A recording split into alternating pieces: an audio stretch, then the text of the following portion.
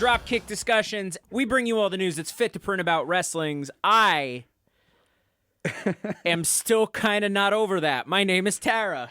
I'm Dashing Mike Foley. Dashing, that's right. That's right. Because, whoa, Cody Rhodes is back, baby. Oh, my God. But we have some other news stories we're going to get into first, because Cody is going to be basically the topic of the show. Good job, Cody. Oh, we're gonna be talking a lot about Cody. There's adrenaline in my soul.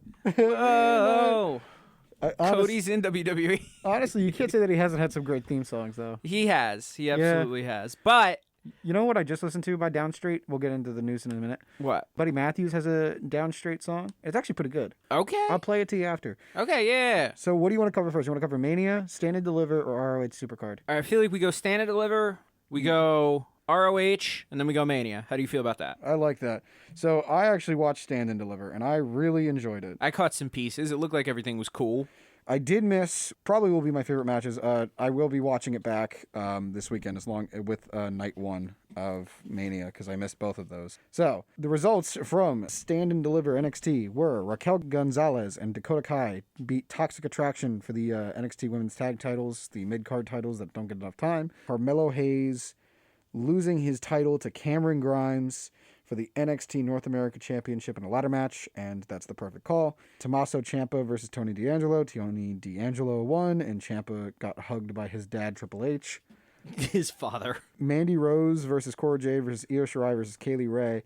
Mandy Rose retained, pinning Io Shirai for the NXT Women's title, also debuting a new strap for the NXT Women's title, a white strap instead of a black strap, which, that's fine.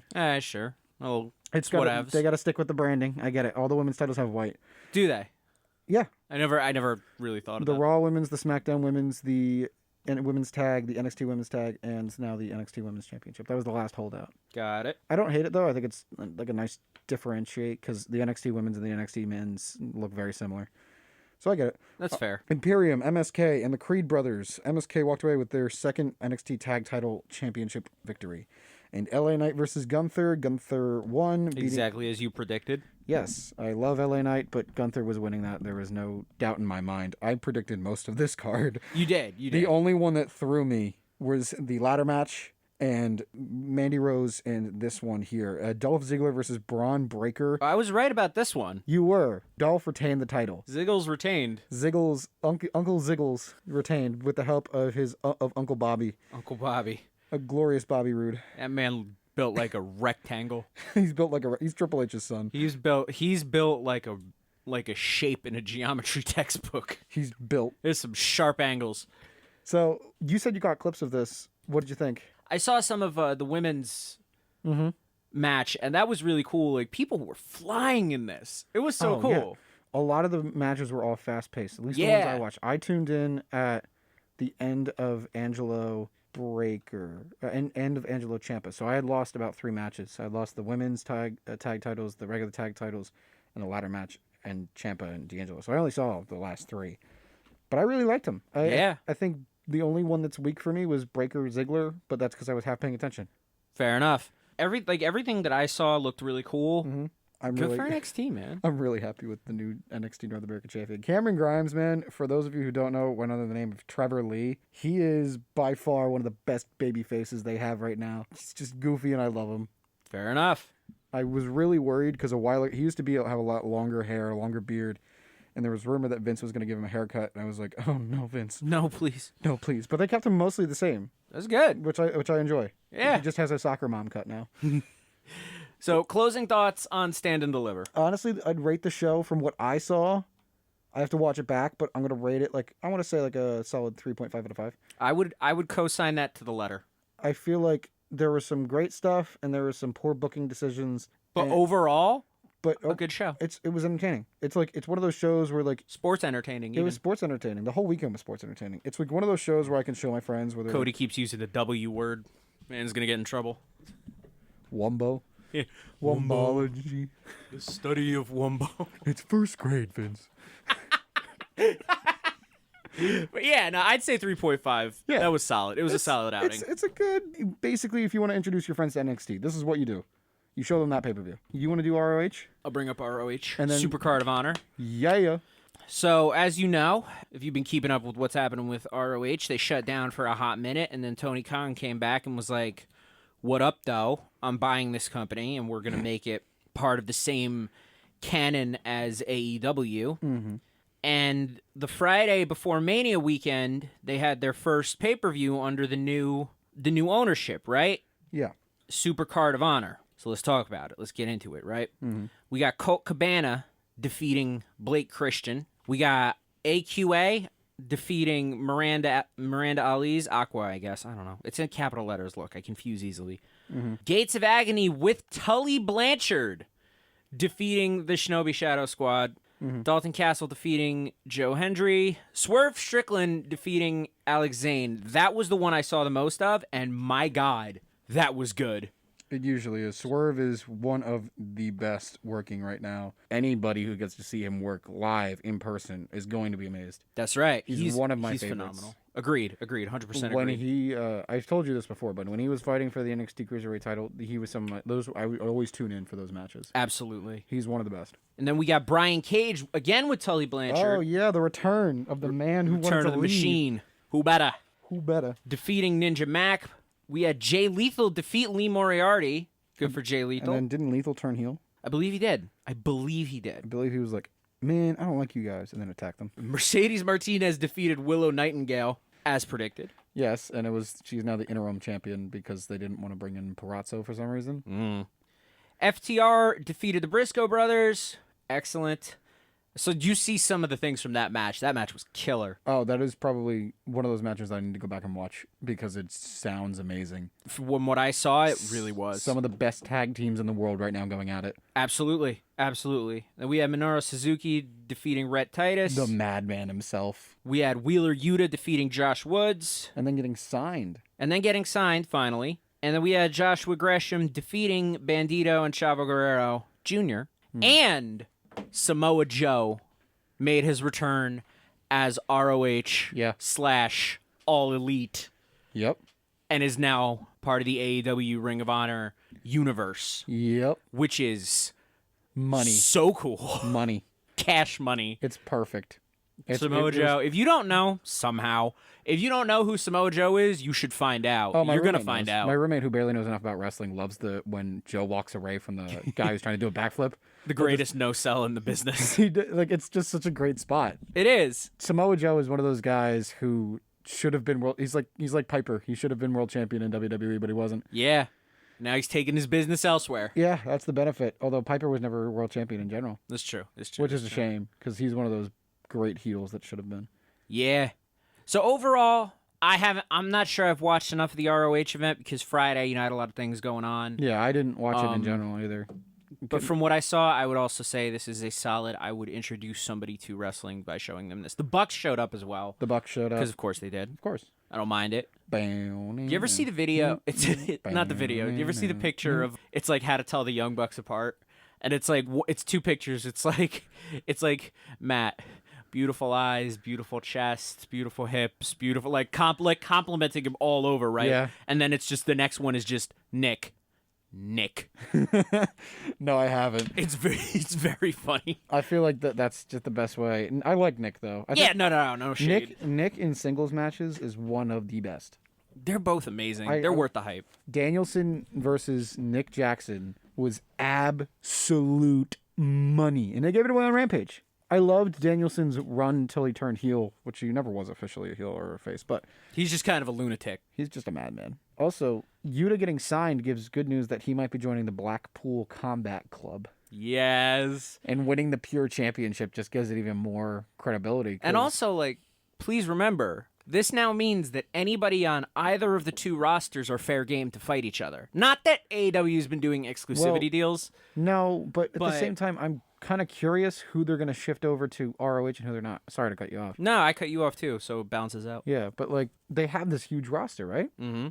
Who are they going to move over to ROH? Who are they going to move over to AEW? We shall see. It's going to be interesting. I like where this is their brand split. Yeah, it really is. So it's going to be interesting if ROH gets a TV deal. Yeah. If ROH gets a TV deal, it's perfect. This is the AEW brand split. Put it on Tuesdays. Put it on Tuesdays, please. I know you will, but I know you don't listen to us at all. However, Tony, it's a good idea because, well, it makes Cameron Grimes have to do more work and be in the ring more often, and I love that. So I would say this is also put a 3.5 based on what I have so far. I need to watch more of it again. Mm-hmm. I'm not going to put up a front and say, I was sitting in front of it the whole time. No, I had a lot of stuff to do Friday. I didn't watch all I didn't watch it at all, but I'm going to just agree with you because I've only seen clips. Yeah. And I know we're not going to be one of those people where we're like, oh, we watched the whole thing, so you don't have to. Like, nah, if we didn't watch it, we're going to tell you. Yeah, we didn't watch it. But what I can say is, I know FTR is amazing. I know the Briscoes are amazing, and I know Swerve is amazing. So those three compliments the that math I gave, adds up. The it math spells adds up. disaster for you. It's at sacrifice. Yeah, I guess. Sorry. I'm sorry. The Scott Steiner 33 and a third chance. The Scott Steiner math promo lives rent free in my head at all times. I really wish he'd cut that promo at the Hall of Fame ceremony. Oh yeah. Anyway. So now we got to talk about this, and I'm going to be honest. WrestleMania. I'm going to be real. I have Night 2 pulled up. You have Night 2 pulled up? That's what is what I watched. So do you want to do this in reverse order so that way we can lead right into the other talk that we have to have? Yeah, we should. You want to start with Night 2? All right, so here are the results from Night 2, folks. A Mania I watched in entirety while eating Popeyes. Dilly. Yes. This episode not sponsored by Popeyes. It is not. Although, but I can eat 5 biscuits in a row without a drink because I'm a madman. Although if you want to sponsor us, Popeye, give us a call. I will eat as many biscuits as you need me to, Popeyes. Don't I'll worry. pretend to like it. It's not. I like the mac and cheese. It's all right. It's all right. Anyway, Triple H returned. He opened the show. In Triple H fashion, retired without helping anybody get over. Yes, and he came down to the ring, put his boots in the ring, said, welcome to WrestleMania, and then dipped. It was perfect. I think it's a great way to actually send him off. I know he officially retired weeks ago, but this was a good, perfect moment. Punctuation. Yeah, it was a punctuation on it. Next up, we had Raw Tag Team Triple Threat. It was RK Bro, the Street Profits, and Alpha Academy. I sat with my roommate and watched this, and the entire time he was like, whoa, this is awesome. A non-wrestling fan, I can tell you, it does not let up. It is amazing. It's a great way to open the show. Solid, perfect way to open the show. Also, I'm looking at this and how many of our picks were right on Night 2. We as a podcast did a lot better at Night 2 than we did at Night 1. Yeah. With our picks. But well, anyway. I had Cody Rhodes coming in either way. We'll get to him. We'll get to him. After the match, Gable Stevenson showed up and he was like, "Hi guys, I'm Gable Stevenson." And then Chad Gable was like, I'm Shorty G. I'm Shorty G. I was the Olympian here before you. You have to talk to me. You have to stand up to me. And then Gable Stevenson proceeded to suplex him. Yes. And of course, Gable being one of the best in the business, did a whole full rotation, didn't break his neck, and he is a madman. Sorry, Biggie, I didn't mean to come at you there. Wow. I didn't. Biggie, you're amazing. You're one of my favorites. I wish you had a longer WWE title reign. Yeah. But Roman wins lol. Next we had Big Ol' Bobbles McLashlord versus Omos. This was bad. This was definitely second match of the night material. I think everyone was died down from the tag match. It was like, oh, this is happening. Here's the thing. It went longer than it should have. Omos matches need to go short until he gets like more trading in. I think Omos is in his 30s, so he can't pull off a lot of stuff that a younger version of him could. Yeah. So he's very much like a Big Show, but worse. He's like Great Khali. Ooh. No offense, Omos. Listen, you do a great, like, I'm a bad guy face, but my man, I was really struggling here. Bobby was face the entire time during this. I think that was perfect. What should have happened was Bobby spears him twice, pins him, puts him in 1, 2, 3. That's what should have happened. Yeah. It went on for like 10 minutes. Yeah. Next up was a really fun match I really enjoyed. The match that has gotten Dave Meltzer's panties so twisted, he's so pressed about it. He's angry at this match. What, Johnny Knoxville versus Sami Zayn? Yeah, he hated it. I loved it. It's so goofy. It's like what you expect. It's like the best way to describe it is it's Invisible Man versus Invisible Stan, but with production quality. Right. And it's great. It's Johnny Knoxville versus Sami Zayn. Honestly, I had a lot of fun, and so did my roommate. And I saw pieces of it. It looked really good. It's not something. It's not a technical classic. It's not amazing, but it's fun though. Zayn had fun. Zayn was having fun. Knoxville was having fun. Knoxville took bumps. I can't complain. It was a fun match with a bunch of things that just were working for it. Yeah, I mean that's basically what I saw, and like the giant mousetrap and half the cast of Jackass showing up. Like, it was what it was. It does what it says on the box. Also, the mousetrap doesn't make Sammy look weak. No, because they had to use that to pin him. There was a malfunction where the mousetrap hit Knoxville in the head, which I thought was funny. Ooh. Next, we had Sasha Banks, Naomi in the women's fatal 4-way match. Sasha Banks and Naomi won the tag titles. That's fine. The match was okay. I wasn't paying attention. The intro was cool when Sasha Banks rolled up in the Lambo. That was cool, but in all honesty, like, I kind of don't really like the women's tag division that much, and it's no offense to anybody. It's just like it's scrambled together. Mm-hmm. From what I saw, the match was cool. All the women in the match are amazing. Yeah. And deserve at least a world title run. Yeah. Especially Liv Morgan and Shayna Baszler. Those are the two that definitely, in my book, should be women's champions by the end of their career at least once. Mm-hmm. Next, we had, for me, match of the night.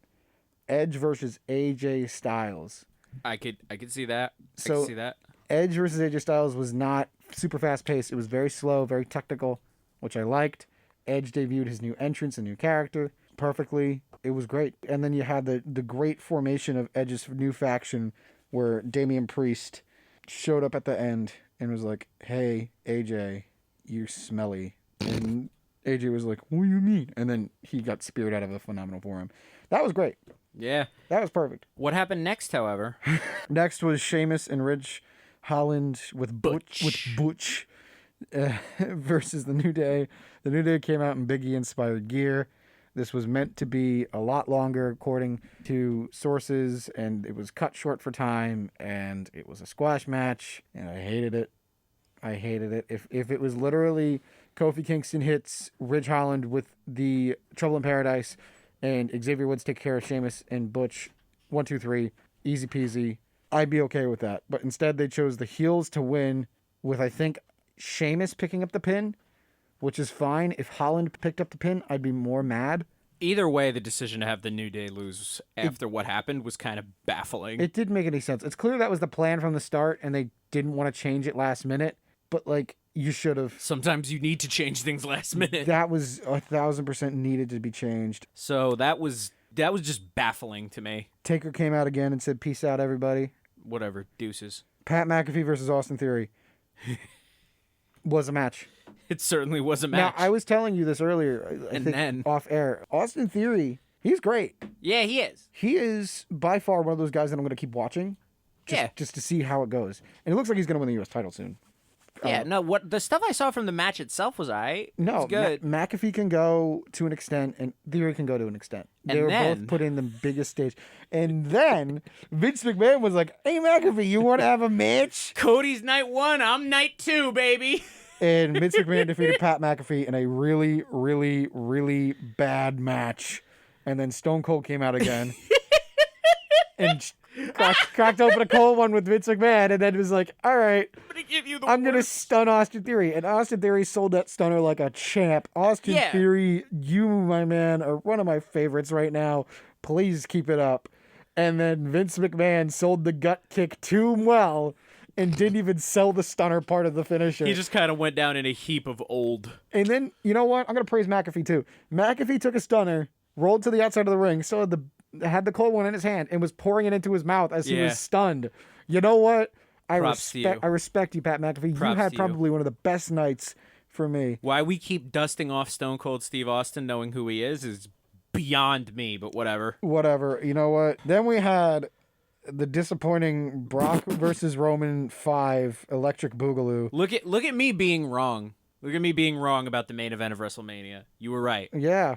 There's no other choice, in all honesty, because I knew Brock was going to be... Brock full-time... Listen, I knew going in, Brock full-time, Brock is going to get sick of everything, and he's going to want to dip again. Yeah. So this is Brock taking his break, possibly retiring. I don't know. I know he said he retired last time. Brock versus Roman was hard-hitting. It was fast-paced. And then something went wrong. I don't know where, but something changed, and it was rushed to an end. It was 15 minutes. McAfee versus Theory and McMahon lasted longer than this match. Which was the main event. Which I'm okay with if it was just hard-hitting. There was a very much like hard-hitting was the first act, second act was slowed down, and third act, they kind of rushed it. And that's okay. So what do you think happened? Well, the rumor is that Romer dislocated his shoulder in the Kimura lock. Ooh. And now, granted, that is a real UFC move that Brock has broken arms with, literally. So I'm not surprised. But maybe Brock got it too overzealous. Maybe Roman oversold it. No one knows. But there's a picture on the internet, but it might be photoshopped. So I'm not gonna say anything until it's confirmed. Yeah. But also a separated shoulder takes a month to heal. Pop it back in. It's like a Lego. Pop that thing back in. Pop it back in. Make sure you don't do a lot of extensive work, which since he has the Usos won't be hard. Yeah. I would like to see Solo Sikoa join that group. Yeah. And be renamed another Uso, Solo Uso or whatever, which doesn't make any sense. Uso Trace. Uso Trace. But so night 2, I would say was Roman wins, lol. Yeah. Roman is now the undisputed champion. I really hope they keep the belt separate like they did with Becky, because I don't want, like, if you're going to keep this brand split up, you got to keep the belt separate, and you got to put the new belt on Cody. Yeah. And it looks like it's leading that way. Anyway. So night 2? Night 2 was a disappointing finish. Yeah. From what I saw of night 1, which was somewhat, it looks like night 1 was far more fun to watch. So you ready to get into night 1? Yeah. And everything that comes with it? Sure. So we started off with the Usos defeating Shinsuke Nakamura and an injured Rick Boogs. Yeah, Rick Boogs injured himself. I read this report. He injured himself by picking up both Usos and tearing his quad. Oh. And, like, I think you could see the quad go... I don't like that. I don't like it. Either way, the match was obviously changed because it looks like there was going to be a title change there. Yeah, to call it on the fly. Yeah, they clearly did, and they clearly chose the right call. Yeah, that's tough. I hope he's okay. I mean, like... I think Nakamura made that call, and I think that was the best choice. Nakamura, respect to you, man, and respect to the Usos. Yeah. And Rick Boogs, I hope you feel bad. I hope you get better soon. Yeah, and also shout out to the Usos for recovering from what could have been a career-ending situation, so good for them. Yeah. Next up, we had Drew McIntyre defeating Corbin. It's a match. It sure was. It's Drew being in a placeholder feud until Roman, is ready to fight him again. Yeah. The Miz and Logan Paul defeated Rey and Dominic Mysterio. And then... get it out your system. Get it out your system. Logan Paul won at WrestleMania. Logan Paul defeated Rey Mysterio at WrestleMania. You know what? No, I think they pinned Dominic. No, they pinned Rey. They pinned Rey. Yeah. They pinned Rey. Listen, you know what, Rey? They took his mask and then pinned Rey Mysterio to a Vine star. You know what, Rey? You do what you gotta do to make that money, man. You get that money, man. And then Miz immediately turned heel on Logan and smashed his face. Which I think is the most terrible choice because everyone was cheering him. Yeah, they were cheering them as a team, and their whole kind of Hollywood aesthetic worked, and like they worked as a team, but they were cheering Miz after he hit the skull-crushing finale on Logan, which just shows how much Logan is a much more natural heel if he's going to continue wrestling. Right. It's just baffling that happened. They took his mask off for like the 30th time in his career, which is supposed to be like the be-all, end-all of getting on Rey Mysterio's bad side, and then just enjoy this L to the Vine Star. So we're going to move right along to Bianca Belair defeating big, bad business, big-time bruiser Becky Haley Williams. Lynch. Bianca Belair won. Right call. Right call, but we were wrong again. Yeah, but here's the thing. Usually when someone gets their hair cut, it's an instant, oh yeah, they're getting it. They tricked us, which is fine. This means Belair is currently undefeated at WrestleMania and has won the titles both times at WrestleMania. This also pays off a storyline from SummerSlam, so I'm okay with it. Yeah, and those were the clips I saw the most of, other than what happened next. Those were the clips I saw the most of, and that looked like a genuinely good match. The Bianca Belair versus Becky Lynch They're both amazing workers. You can't really say anything else about it, is that they're both amazing. Yeah. And then absolutely nothing of interest happened. And then Charlotte Flair defeated Ronda Rousey. Oh, yeah. Undertaker showed up, said, "Bye, guys." He said, "Deuces." Charlotte Flair defeated a transphobe. Thank you, Charlotte. Always appreciate your service. Yeah. And, from what I read, this match never got going. It was one of the longer ones on the card. Whatever. I get it. Whatevs. It's all right. Ronda Rousey's going to go and cry about it. Shiesty somewhere else. Yeah. Maybe have a couple of kids. I don't know if she can have another one. Anyway. Moving right along. Then we had Stone Cold Steve Austin, for whatever reason, defeating Kevin Owens. No, you're missing a match. Yeah, I skipped over it after because I wanted to leave it to last. Oh, okay. Anyway, yeah, Stone Cold beat Kevin Owens in an actual match. Yeah, this is true. This is what I'm shocked about. I thought the KO show was going to be 10 minutes. It was going to be KO being like, Texas sucks. And then Stone Cold was like, Texas is great. And then Stunner. And then crack it open, you celebrate, go on the show with it. It was a 14-minute match. And you know what? Props to Stone Cold, man. 19 years after retirement, you're taking bumps. I'll give him props. I know your opinions about him, but like, props to KO and props to Stone Cold for actually putting on a solid match from what I saw. KO is one of the best. He is currently one of the best in the world, and he should be WWE champion. Vince. Vinny. I get why you didn't put the title on him the first time. Take a break from Kofi Mania. Take a break from trying to figure out how to take a stunner and work on some booking. Stunner that brought Mick Foley to laughing tears. Oh, that was great. Mick Foley's kid was taping him because he was laughing so hard at Vince botching the stunner on WrestleMania. Mick Foley, you are God. All right, we hit the half-hour mark. I think we got to talk about it. I think we do. Because Lord knows there's a lot to unpack here. So, anyway, the match. After Bianca and Becky, Seth freaking Rollins came out. Can we even say that on air? Yeah, we can. Oh, okay. I mean, it's his name. Yeah, freaking, right? Yeah, it'll be all right. All right, listen, if we're not... That's how it's spelled. Sorry, FCC, I love you. Whatever. It's funny every time. Because it happens every time. It gets you every time. It does. So Seth was scheduled to face his mystery opponent. Handpicked by Vince McMahon. Now, before we start this, a lot of people didn't like the storyline for Seth going into Mania. I did. It was all right. It's him going insane because everyone should want to be on WrestleMania. Yeah. And they highlighted that, and they did a great job with it. KO had his way in, and the fact that he was trying to steal matches from people, I liked all of that. Yeah, it worked. Because it was an excuse to have Seth Rollins versus Kevin Owens and Seth Rollins versus AJ Styles. I mean, I think it was tough because, most people with an internet connection kind of pieced together that it was, it was a front to put Cody into the ring, but I still liked it. I did too. Yeah, I think it was good. I think a good storyline. Seth is good. I'll begrudgingly give Seth Rollins credit. I don't like Seth Rollins. I know you don't. I beef with Seth Rollins on a high level, but I'll give him credit for that. He pulled it off. Listen, your beef with him is true, but as a performer, he's really good. I love Tyler Black. Anyway. Yeah.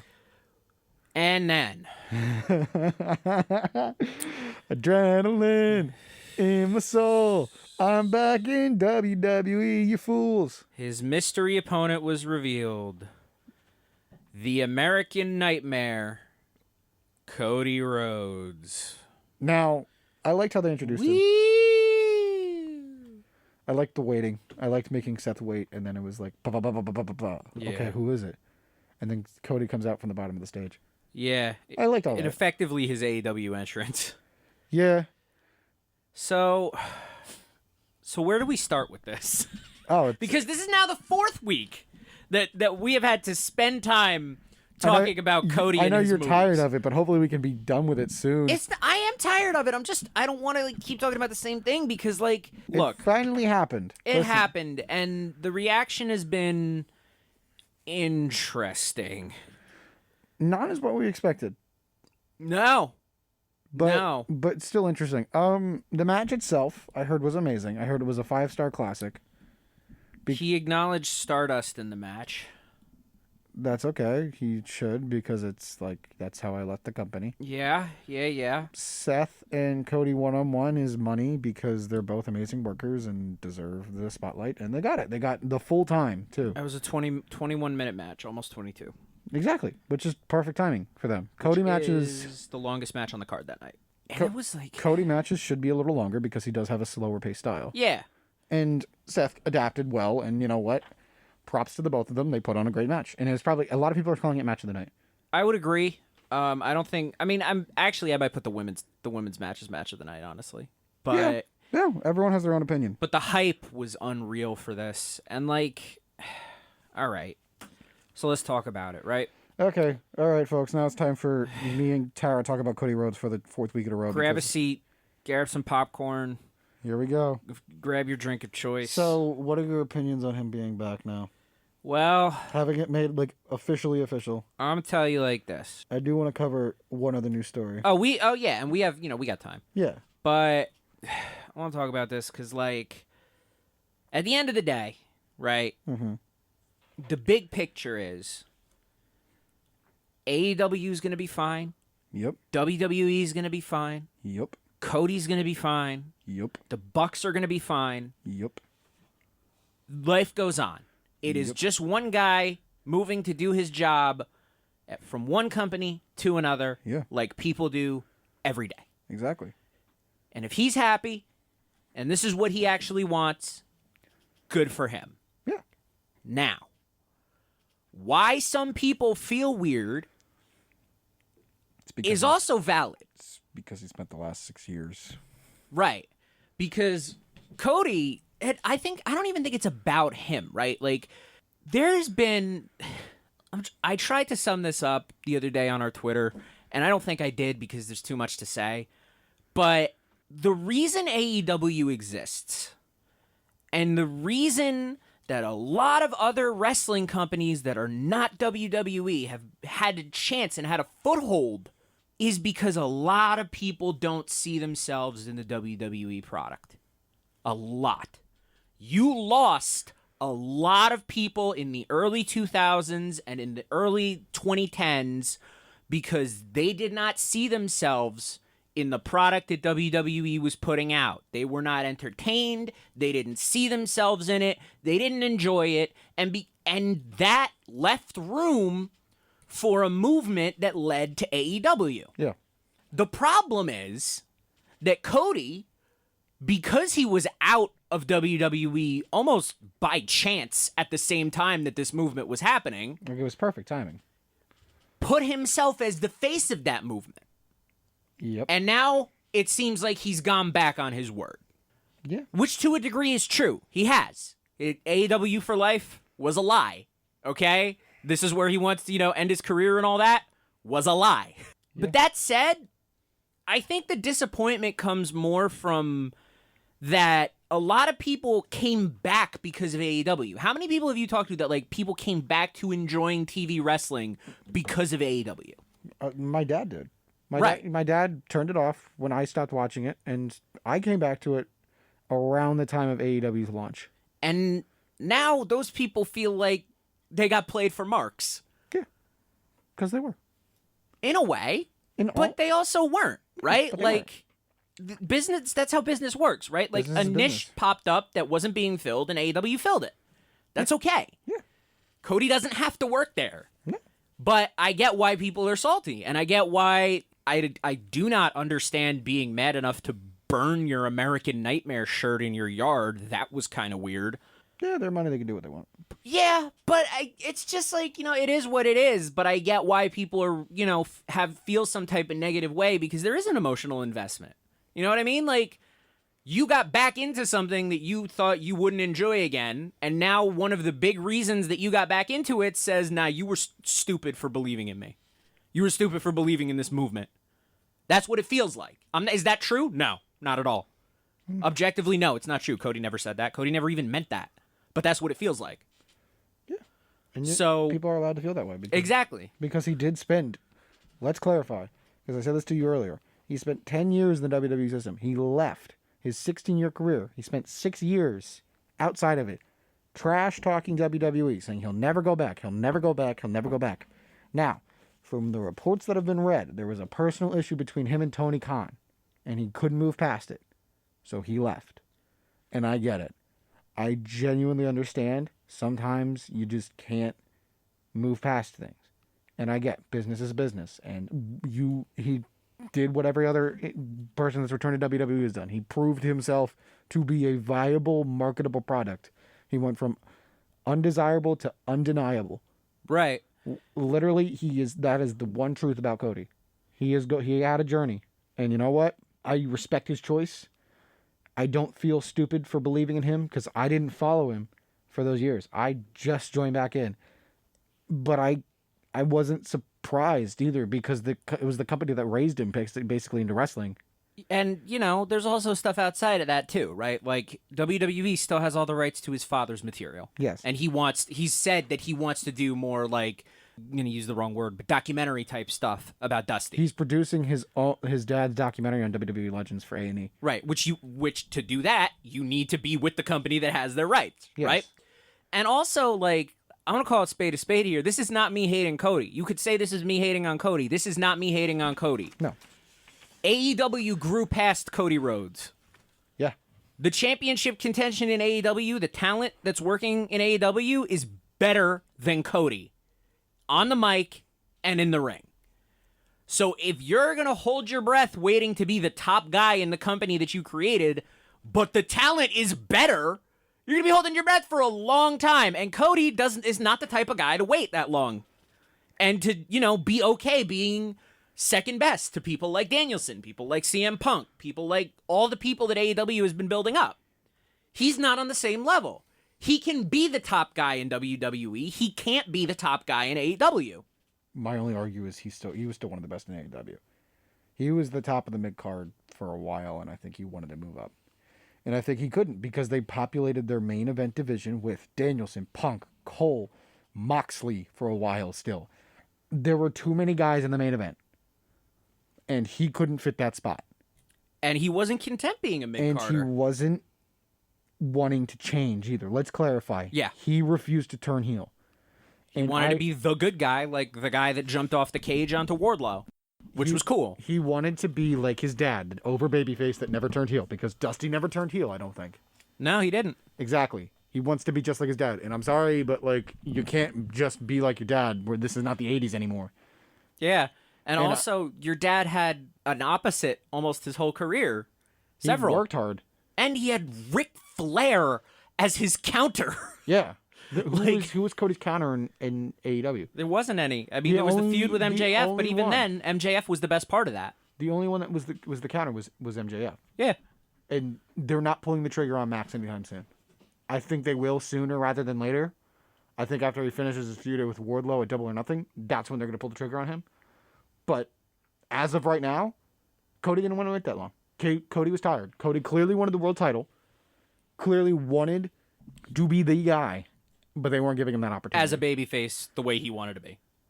But they weren't giving him that opportunity. I get it. I get why he left. I get why he's in WWE. I get why and now he's getting the reaction that he wants. Let's not forget. He's getting like a homecoming king reaction. Which is hilarious to me because people say things like the American Nightmare returned to WWE. The American Nightmare was never in WWE. I actually like the fact they kept everything about him the same. I don't think there was any other way to do it. I'm just like, wait a minute. You had this guy going around as everything but himself, and now your whole thing is Dashing that he came Cody back. Rhodes, mustache Cody Rhodes, Stardust. Dusty Rhodes' son Cody Rhodes, and then Stardust. Yeah, and you had him going around as everything but his American Nightmare character, and then now you want to say the American Nightmare's backed. Listen, never Cap. Just let him have it. Let him have it. They have Cody now. Let him have it. They have Down Straight's song. They have everything. Which I thought that was the one thing they were going to change. I thought they were going to change the theme song. Yeah. But they didn't. You know what? I respect it. I respect all of it. Yeah, I'm not angry. I'm just it's just kind of a moment of really, dude? Really? It's agitation. It's just really? Really? Yeah. Really? And then getting in there and kissing the ring. Really? Kissing the canvas. Whatever. That doesn't bug me as much as it bugs you, clearly. Yeah, because this is the second time today I brought it up. It does bug me because I think it's stupid, and I think it's, It was all sweaty. Yeah. It was all sweaty. So if he gets something with it, he gets something with it. I don't really care. Yeah, I'm just I don't. over it. I don't, because listen, whatever. He wants to do what he wants to do. Go ahead, do it. Yeah. He's still one of the best wrestlers right now. Come on. He still puts on great matches. He puts over talent at least. He's a solid mid-carder. He's a solid mid-carder. But he's not content with being a mid-carder. He wants to be the world champion, and you know what? I think if WWE keeps presenting him how they presented him so far, he will probably be world champion. Yeah, and like I said, he went somewhere where he's the best. He wasn't the best in AEW. He went somewhere where he could be the best and most over guy. Yep.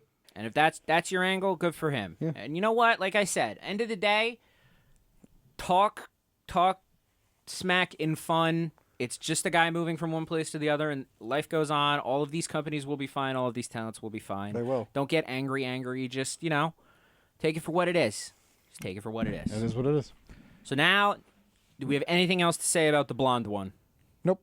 Anyway, moving on. We're going to cover the Raw after Mania. Talk about the Raw. Well, they call the episode before the Go Home Raw. What do they have a name for the one after? Just Raw. Just the Raw. Okay. Cool. I got nothing on that one. Cody Rhodes opened the show. He was like, "I'm back in WWE, baby," and then Seth Rollins came out and said, "Welcome back here." What else? Sasha Banks. Solid Seth Rollins impression on your part. Sasha Banks and Naomi defeated Rhea Ripley and Liv Morgan After the match, Rhea Ripley was like, ugh, to Liv, so which is fine because it's not like they just started teaming like not even 3 weeks ago. Right. But this is obviously the tease that Rhea will be joining Edge's faction. They have a tag title match next week. Okay. Elias returned after leaving in July with a new name and new music. He is. It's just the dumbest thing. You listen. We will get to that in a second. He returned as Ezekiel with new music, and he confronted Kevin Owens. So it's clear that's going to be the next feud. But I have to say, WWE, you took one of the most over gimmicks that you had for crowd work, one of the best gimmicks that you had, and you decided to trash it. And you decided to change the guy, and you decided to make it his younger brother. It's the same guy, WWE. It's the same guy. He looks exactly the same, This is amazing. but without a beard. It's the same. Anytime you have a girl facial hair, it's going to be like, oh, that's Elias. And he's going to be like, oh, yeah, I'm Elias. Anyway. So stupid. Anyway. It's better than Butch. Butch. No, here's why. You know why? Butch at least has a character. What is Ezekiel's character? What is the justification for this? I gotta know. No one knows. No one knows. They wanted to change Elias' character a while ago. They wanted to make a Macho Man, but they couldn't make a Macho Man, and now he's here. They wanted to literally pull a Jay Lethal in TNA with him. Oh my God. Anyway, The Miz defeated Dominic Mysterio. The debut of Veer Mahan. Bianca Belair showed off her black eye that she got from Becky Lynch and was like, ha ha ha. Braun Breaker defeated Dolph Ziggler for the title. MVP turned on Bobby Lashley and was like, haha, I'm friends with Omos now. Queen Zelina broke up with Carmella. Austin Theory and the Usos beat RK Bro and Finn Balor, with Austin Theory pinning Balor. Really? Yes. Edge and Damian Priest explained their new alliance and how they're best friends and how they've always been best friends. And the Street Profits defeated Alpha Academy via pinfall in a Tornado tag match. And Roman closed the show saying, hey guys, watch SmackDown. Yeah. Not a bad Raw after Mania. In all honesty, it's not been the worst one that I've seen in the past 4 years. Right. It's all right. It's all right. Your closing. My closing thoughts are that I just, I put this out. I put the word out. You know what I mean? I want to make sure people understand something. See, we have an open challenge here. Nice. And I opened it up on socials. I opened it up on, our Twitter, DD the podcast. I opened it up. I put it on my socials and whatever. I saw you retweeting the same as well. And, we realized something, right? That there's a lot of wrestling podcasts that you could choose from. And if you chose us, thank you so much. But to the other wrestling podcasts that, exist in the world, I haven't seen a single one of you that can out-talk us. Ollie, I've been looking, I've been listening, I've been, scrolling through the famous ones, the not famous ones, the people who work in the business, the people who used to work in the business, this, that, the other, everyone with a podcast. I haven't seen a single one of you whose arms are long enough to box with God. I'm saying that the two people in this studio right now can out-talk you on any given day. I don't see a single one of you that are capable of hanging. I don't. And I'm going to say that, and I'm going to put it on record. So if you think that you can hang, let's face it, you can't. But if you think you can, hit us up. Hit us up. We'll make it happen. Yep. You could be the king. You could be the queen. You could be the royalty of talking promos. But what's a king to a god? We are the gods of the promo. And we'll be more than happy to humble you. Next week, folks, we will be doing a fantasy booking of the AEW Hardcore Division. Yes! The AEW Ring of Honor Hardcore Division. All right. Right? Now it's fair game. But that is all for us this week, folks. And Thank remember, you so much. It's an open challenge. It's an open challenge, but let's be real. Why not? You're not going to take it. Yeah, you're too afraid. But if you want to get humbled, our DMs stay open. If you want to swallow your pride, among other things. Come on down. Come on, man. I'm sorry. Anyway, We're going to head out now. I'll see y'all next week on Dropkick Discussions. Thank you so much for listening. Yeah?